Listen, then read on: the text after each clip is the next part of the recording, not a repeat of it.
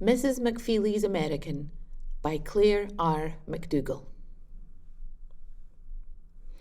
Steve could see the lights in Mrs. McPhealy's front window, her high gate, tulips and roses up her garden path. For a moment he thought he saw the curtains sway, and for a long moment he could muster no inclination towards that house in Locharbert, Scotland. But he let the engine die and slid the key into the palm of his hand. Perhaps he had already been spotted. The back of the car was full of his boxes. He left them there, touched the cold steel latch of the McPhealy gate, and walked past its whining to the door with the mottled glass oval and the doorbell. Retreat was no longer an option, so he ran his hands over his stubble head, sat his sweatshirt back on his shoulders, regretted not bringing flowers, and absently picked one. He hid the flower in his hand as the door began to open. Mrs. McPhealy was smaller than he had expected, with hair the colour of his own but under a fine mesh net held on with clips. She wore a hand-knitted cardigan over the kind of nylon housecoat one saw little of in L.A. The Steve McNaught, who had pitched screenplays to production companies and regarded himself as a good talker, could come up with nothing for the woman who stood in front of him, waiting for him to speak.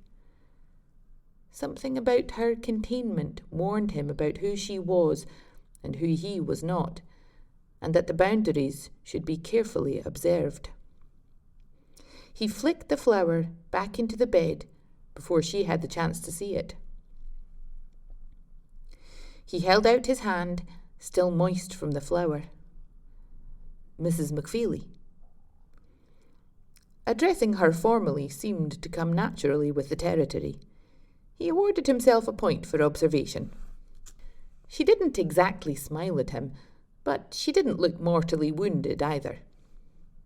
He preferred not to consider how she would react when she found the plucked flower on the ground in the morning. She took his hand and said, "Stephen McNaught," and then, almost as an afterthought, opened the door to let him in. "Steve," he said. "Everyone calls me Steve." She closed the door behind them, her hands nervous and giving her away. "I've been keeping your tea warm," she said. "I hope it's not spoiled." "I'm sorry," he said. "The plane was late getting into Glasgow." She tutted. "You can never trust an aeroplane. I never fly myself." She led the way across her Persian rug, turning only to ask, "Did you bring a pair of slippers?"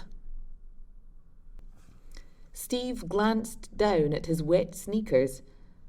Expensive, but a little soiled from his stop along Loch Lomond. "I'll just leave these by the door." As he untied his laces, he caught a faint aroma of beef, and at the same time registered the presence of the 2 bacon and egg rolls still sitting heavily in his stomach. He followed the woman out of her clean hall into her tidy kitchen, but hung in the doorway as Mrs. McPhealy went to a small closet containing a bucket and mop, and pulled from a high shelf a pair of slippers made from what looked to Steve like carpet. She handed them to him. "These belonged to my late husband, but there's still plenty wear left in them." Steve thanked her and slid a foot into the grooves and worn patches forged by a much wider foot than his own. Mrs. McPhealy turned to pull a loaf of brown bread from a steel bin onto her wooden counter. Behind the smell of beef, under the odour of clean surfaces, lurked the hint of something old. Mould, perhaps. He ran his eyes along the yellow roses of the wallpaper, talking himself into a beef sandwich. The woman was already fussing around her oven, pulling out a tray of some kind of rolled beef that he dreaded was going to require the company of more than just bread. A glass dish at the back of the oven confirmed his suspicion. "I made you beef olives," she said. "I hope they're not tough. Of course, I was expecting you for tea at 5 o'clock. "They'll be fine," he said. "No worries." She seemed appeased. He was doing all right now. If he knew what beef olives were, he would be doing even better, but the main task was to get through them, not identify them. "My husband was partial to a beef olive," she said, setting the tray on the counter. She forked 3 of the 5 beef olives onto a plate. "I'll give you 3 to start with." He sat down at her formica-top table, already set with utensils and a folded cloth napkin in a silver ring. She set his plate neatly between the knife and fork, then added both a mound of boiled potatoes and a pile of peas. Everything looked a little curled. He couldn't remember promising to be there by 5 o'clock, though he might have mentioned dinner. Well, now he had it, and had to eat it. As he contemplated taking the first bite, a green water oozed from the peas and surrounded the beef olives like a moat. Mrs. McPhealy, keeping sentry by his right shoulder, left for a moment and came back with a set of glass salt and pepper shakers. He shook salt and pepper on, which did nothing to encourage his stomach to accept what lay before him like a piece of ancient torture. Below him, on the floor, his feet sat in their slippers, looking like something that didn't belong to him. "Very nice," he said. "Aren't you going to join me?" "Oh, no," she said. "I always take my tea at 5 o'clock. But I wouldn't mind a cup of tea. You must be gasping for one yourself, after all your travels." She left to put the kettle on the oven. The flame blew into action, bringing with it a faint aroma of gas.